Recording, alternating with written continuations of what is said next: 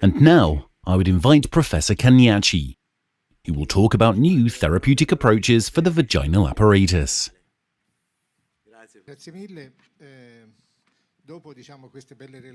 After these beautiful speeches of experts of the microbiota and of the immune system that have revealed the complexity of the situation, but have emphasized the difficulties in explaining a few things.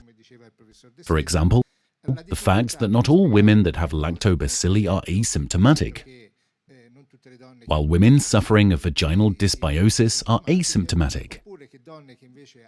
Probably we have to think about another important element,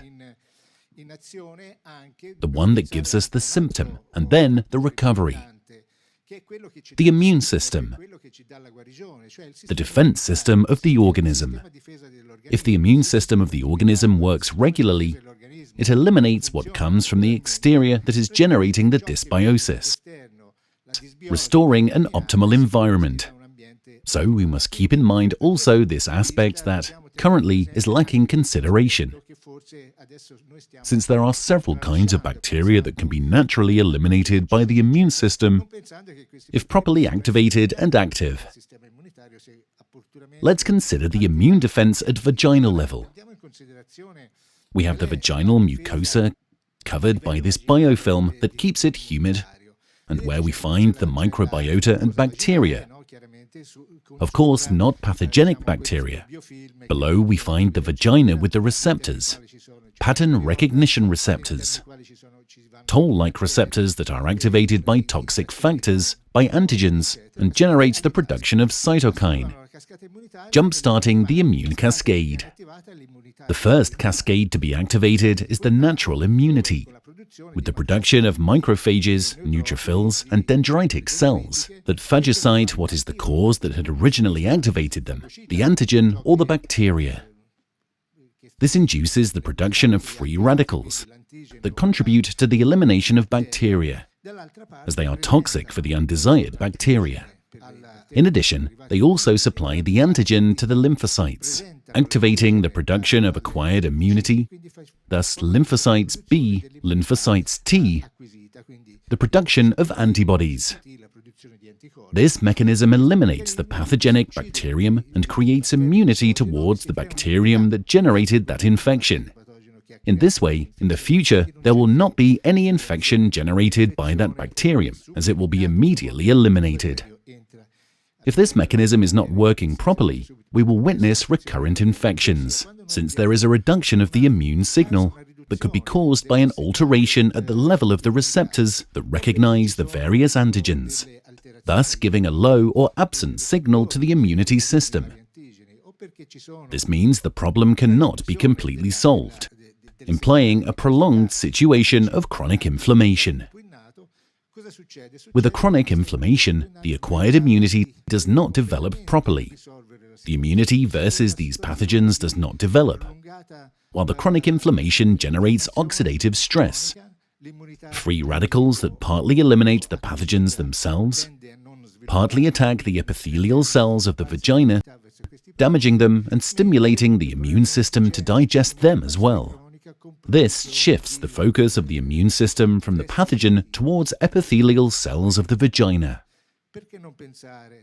Why not stimulate the immune activity instead of going to study the different types of bacteria or their composition? By stimulating the immune system, we generate a virtuous circle, so it can destroy the various bacteria on its own.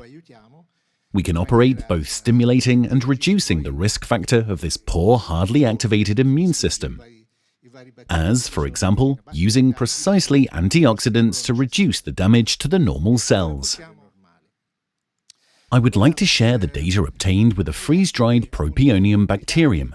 Various surveys in literature have pointed out that it can stimulate both the innate immunity and the acquired immunity.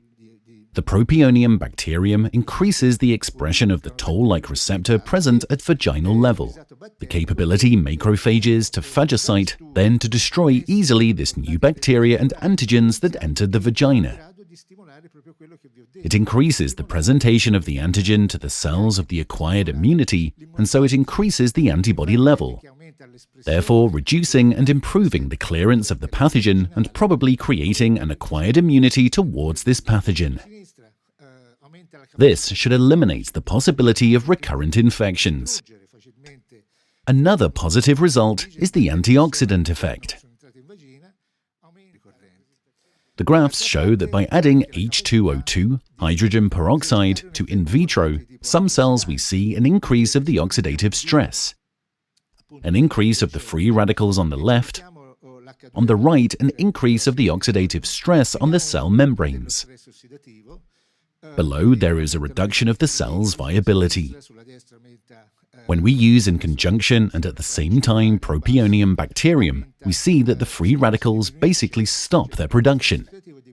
The oxidative stress on the cells and the cell damage decreases dramatically. Cells' viability goes back to as it was before without using the H2O2, hydrogen peroxide. This Propionibacterium seems to have the capability to stimulate or antagonize, stimulate the immunity and antagonize the antioxidant effect of the inflammatory activity, bringing to a better resolution of the infection. Several studies published in literature have shown the Propionibacterium to act in a positive way on the resolution of the candida, accelerate for the clearance from the HPV infection and the clearance of the damages generated by HPV. What happens if we supply the Propionibacterium to the microbiota? We made a small experiment on 19 cases of symptomatic women with recurrent vaginitis, typically diagnosed as bacterial vaginosis, but most of them were not bacterial. After analysis, we did not find all that cluster of bacteria inside the vagina that identifies the bacterial vaginosis, but these women were all still symptomatic, with symptoms like itching, leukorrhea, and erythema. We gave them the Propionibacterium for 5 days as therapy. The graph shows that all the symptoms improved. We didn't specifically to treat one bacterium with an antibiotic. We just stimulated to the immune system of the vagina, and we saw that there was an improvement of the symptoms. Analyzing the patients from the microbiological point of view, we have noticed is that some didn't present an alteration of the microbiota. For example, the one on the left had a dominance of lactobacilli, yet had some disorder. During the treatment, she showed improvement, yet she didn't have any change in the microbiota. It was an optimal microbiota before and after the treatment.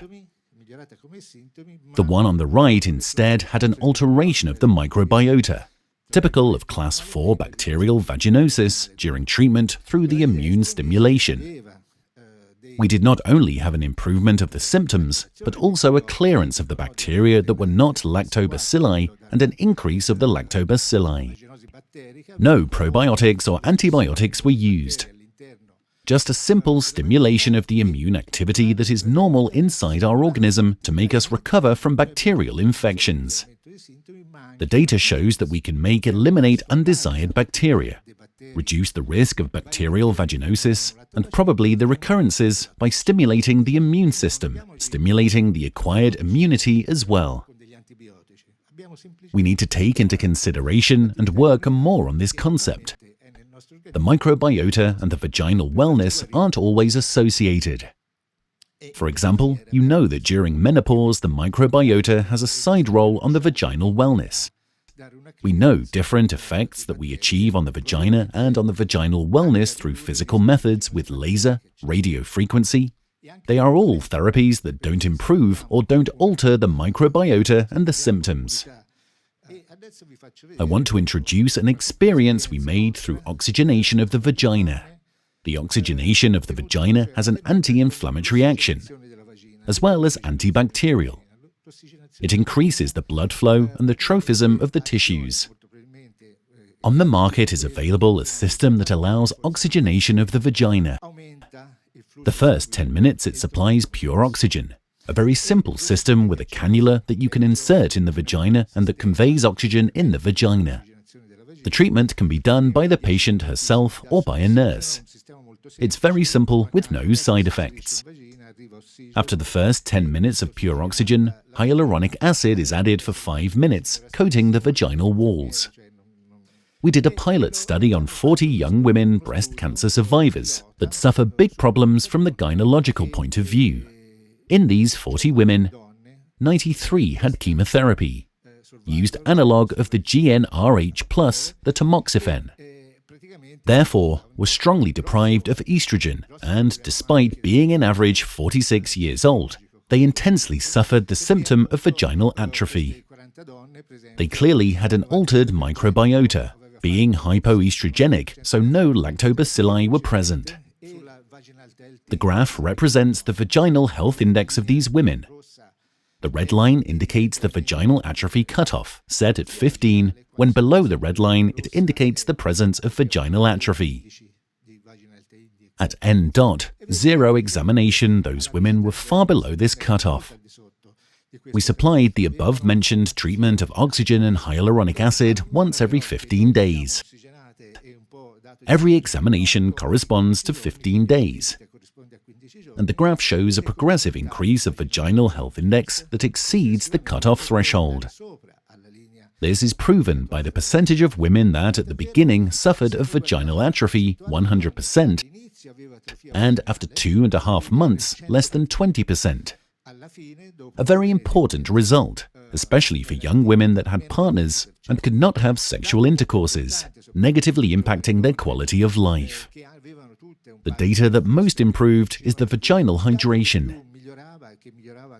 These women initially had a very poor lubrication and hydration.